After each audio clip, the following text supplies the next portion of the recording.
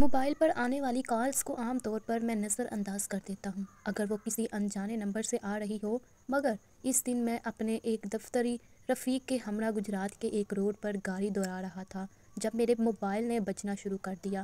میں نے دیکھے بغیر اسے آن کیا تو دوسری طرف سے آواز آئی، ہیلو رضا، سیکرٹری صاحب بول رہے ہیں۔ میں نے گاڑی کی رفتار کم کرتے ہوئے جواب دیا، جی ہاں، کون صاحب ہے؟ بھائی، میرا نام خالد افتخار ہے، پہچانا مجھے؟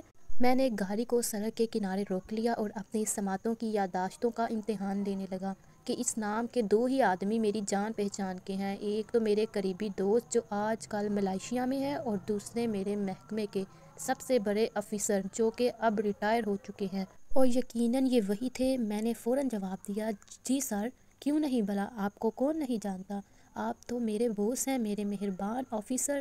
ہاں، آپ نے ٹھیک پہچانا، اور کیسے ہیں آپ؟ ڈیوٹی ٹھیک چل رہی ہے؟ میں نے سعادت مندی سے جی جی سر کہا اور ہمہ تن گوش ہو گیا۔ کہاں میں اپنے سرکاری آفس کا ایک چھوٹا سا آفیسر اور کہاں میرے محکمے کا سب سے بڑا آفیسر۔ اچھا رضا، آپ سے ایک ضروری کام تھا۔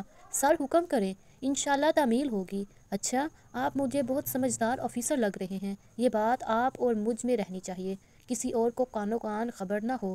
سر ایسا ہی ہوگا، آپ بالکل فکر نہ کریں، آپ بس مجھے خدمت کا موقع دیں۔ میں جانتا تھا کہ مرا ہوا ہاتھی بھی 1.25 لاکھ کا ہوتا ہے اور یہ ریٹائرڈ آفیسر بھی شاید مستقبل میں میرے کسی کام آ ہی جائے۔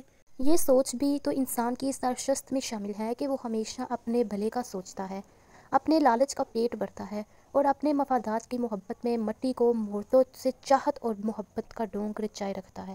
میرے لیے میرے محکمے کا سب سے بڑا مگر ریٹائرڈ آفیسر ایک مٹی کے مدعو سے کم نہ تھا، مگر پھر بھی یہ مدعو کبھی نہ کبھی بھگوان کے آستان پر بڑا جمال ہو سکتا تھا، لہٰذا میری سعادت مندی اور فرما برداری کسی طور پر بھی عجیب نہ تھی۔